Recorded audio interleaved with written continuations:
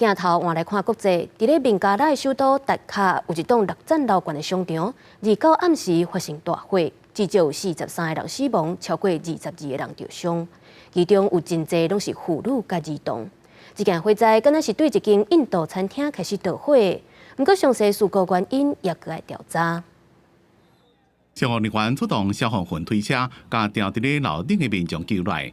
孟加拉首都打卡一栋6层楼高的购物商场，2月29暗时10点多突然间发生大火，火正紧就拖到规栋大楼，把造成几60个人无法度出来。目前已经知影至少有43个人死亡，超过22个人受烫伤，被送到病院治疗。因啊，导火点怀疑是建筑物内面一间印度餐厅。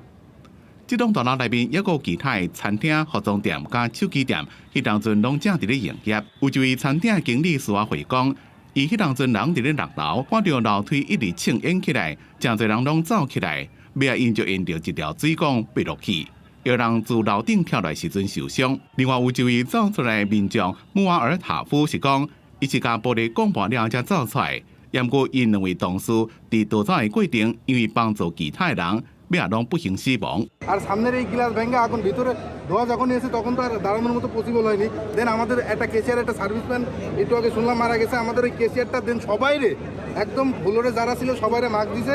তারপরে যখন বেশি পরিমাণটা যখন বেশি হয়ে গেছে আর মনে করেন পরিস্থিতি ভালো না, তখন ধোয়াটা বেশি দেওয়া হয়েছে, আগুনের তাপমাত্রা বেশি ঢুকাচ্ছে, তখন যে যার মতো পারছে উপরে নিচে। দেন আমিও কিচেনের ভিতর দিয়ে আমার স্টেট রুমের গ্রিল ভেঙে আমি 2 তলা থেকে একতলা যে লাভ দিয়ে আমি নিজেরে সেভ করছি।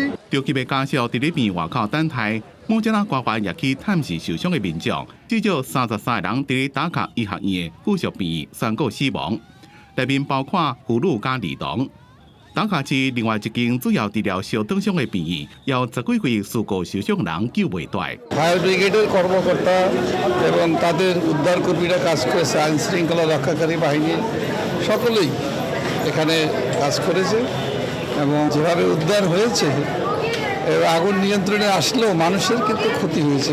এখন পর্যন্ত পুরোপুরি জানা যায়নি, তবে আস্তে ধীরে জানা যাবে। BBC 指出，孟加拉近年发生严重的建筑物火灾，主要是因为孟加拉民众普遍拢无消防安全的意识，而且相关的消防法规执行都也正歹。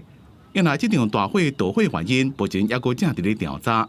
公司新闻沈乐培编译。